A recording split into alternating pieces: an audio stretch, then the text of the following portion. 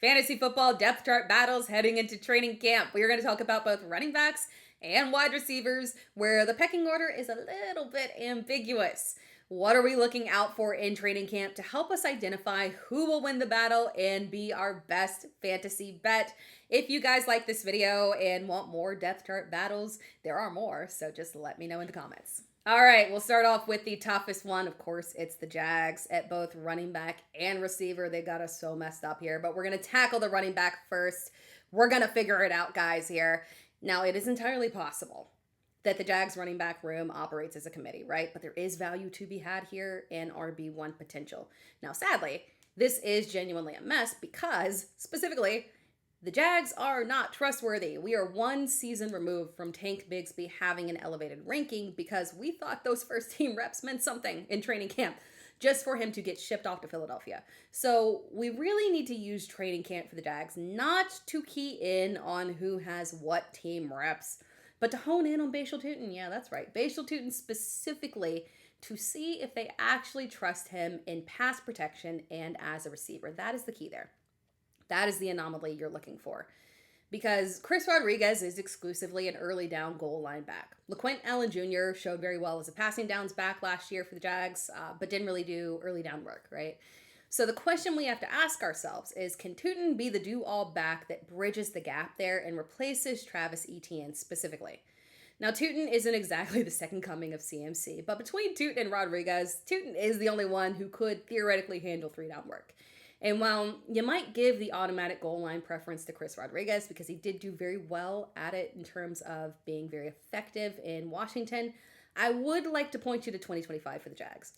Tuten's red zone usage, both on the ground and through the air, was very impressive for a rookie serving as the backup. Tuten had 23 attempts in the red zone, converted 4 of those into touchdowns. All 4 of those were inside the 5, people. They were inside the 5. A very impressive conversion rate that was actually much better than Travis Etienne. He also had 2 red zone receptions, both of which were converted into touchdowns. That level of red zone trust as a rookie specifically, there is a path here, people, for a breakout year, or technically a nasty, complete mess of a committee, but we're going to use training camp to figure it out. Now, honestly, wide receivers are a bit more straightforward. Brian Thomas Jr. and Jacoby Myers play on the outside. The slot is the question here. Parker Washington or Travis Hunter. We need to just verify that Travis Hunter will be primarily used on defense and only on offense for very specific plays, right? And that the starter will be Parker Washington. Because weeks 9 through the end of the season, Trevor Lawrence, by the way, was the overall QB1 over that time period, and Parker Washington was wide receiver 16 and half PPR. And that was not driven by a boom game or 2. No, he had 6 top 20 performances, inclusive of 4 top 12 performances. The system does benefit the slot. The Jags prefer 11 personnel, so 3 receivers are very viable here. None of them have a crazy ADP, so outside of Travis Hunter, they're all good targets. We just need that verification of playing time. Now let's tackle the Pittsburgh running back room. Jaylen Warren versus Rico Dowdle. Warren is ranked RB27 right now, and Dowdle is RB31. So before we dive into figuring out who does what, let's contextualize what we will see happen in Pittsburgh in general here this year compared to last year, right? We'll do a broad statement here on the whole team. Looking at last year compared to this year, I think we're going to see an increase in plays, right? Because Mike McCarthy does not want to run an aggressive pace, but Pittsburgh was nasty work last year. They ran the 5th fewest plays. Now, go with me on this, right? They ran the 5th fewest plays, and they were league average in scoring. Now, what you will often see with teams that run a minimal amount of plays but have league average scoring is that they just leaned heavier on the run. It makes sense, right? You lean on the ground game, naturally less plays. Makes sense. But the Steelers were actually 4th fewest in run attempts in the league, which does not make logical sense. The defense was league average in terms of points allowed. Looking at their games, like all of them, lining them up in a list, yeah, there were some games against elite teams where they were chasing points, but for the most part, they weren't chasing points the entire season. So what happened for this to happen? Well, Aaron Rodgers didn't trust the receivers outside of DK Metcalf, and by an extension, they turned to the running backs for receptions. And they got into this weird scenario where checkdowns became an extension of the run game. So the attempts were minimized. Gainwell had 14 less targets than DK Metcalf, and he was actually the receptions leader. That's crazy, right? And Jaylen Warren, also, high amount of receptions. He had the 4th most receptions on the team. Yikes! That doesn't make logical sense, right? So now cut to this year, right? With the addition of better receiving options and a better offensive system, I would suspect that we see a drop in targets to the running backs. Rodgers will still check down plenty, but last season was a little bit of an outlier, right? So training camp is going to be critical here for us to watch because I think we're going to see a role flip when it comes to these two running backs. Last season, between Jaylen Warren and Kenneth Gainwell, the split was interesting because both running backs can kind of do the exact same thing. They're both great at pass blocking. They're both have excellent hands. The preference was given to Warren as the bigger back in terms of early down. Now, when we look at what this split would be with Warren and Dowdle, there is a very clear split in terms of skill set when it comes to third down work. Dowdle has been used as a 3-down back, no question, right? And Mike McCarthy was the one that did it. But between the two backs, Warren is just flat out the better blocker and receiver, right? So I predict that both backs will be used here, and it'll be Rico Dowdle taking on early down and goal line work with Jaylen Warren as the primary pass catcher. Knowing that we will likely see a decrease in checkdowns and perhaps an increase in goal line work here with the offense running better, the logical lean here would be to go with Rico Dowdle because we want the goal line work there and the consistency in terms of volume and carries on the ground. But training camp should help us identify if this is a true committee, if Mike McCarthy gives Rico Dowdle preference, and if it is a committee, if it's going to be Dowdle that is getting that early down work. Now, the Washington running back room, this one gives me pause. It gives me pause because I've seen a lot of people saying that they prefer Rachaad White because of the receiving upside. Because if the receivers are lacking behind Terry McLaurin, they could use Rachaad White as a receiving option because he's good at it. It makes sense, right? Now, I went back and I looked at 2024 for the Commanders because 2025 is just not fair to judge them on, right? So I looked at 2024 with Jayden Daniels' rookie season, right? The Commanders have been in a perpetual committee for years, regardless of the coach, right? And in 2024, it was Brian Robinson and Austin Eckler. The Commanders did not have a solid wide receiver too. Zach Ertz was the second leader in receptions, hint why I like Chigo Okonkwo. Now, Austin Eckler got injured for a portion of that season, but his 17-game pace was about 3 receptions per game, around 50 total, right? So unless Rachaad White were to have preference on the ground, which I don't flat out think will happen, I'm not convinced that White will ever be someone that you feel comfortable with truly starting, right?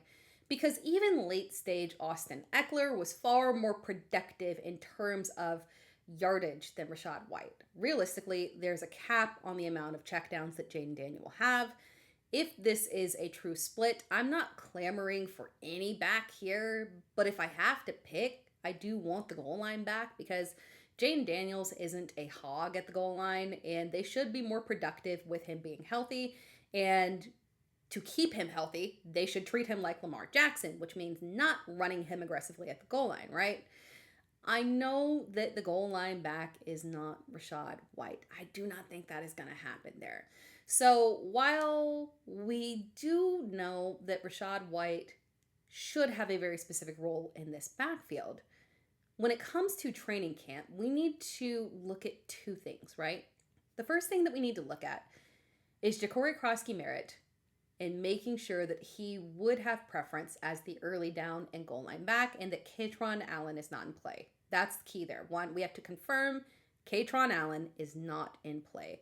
And number 2, once we confirm that is the case, we need to confirm, did Jacory Croskey-Merritt actually improve as a blocker and a receiver? Supposedly, he did in fact spend the offseason working on it because he's not dense and he is fully aware that that is what 100% holds him back, right? This could be something here, and we should know over the next few weeks. So this one is critical for us to pay attention to.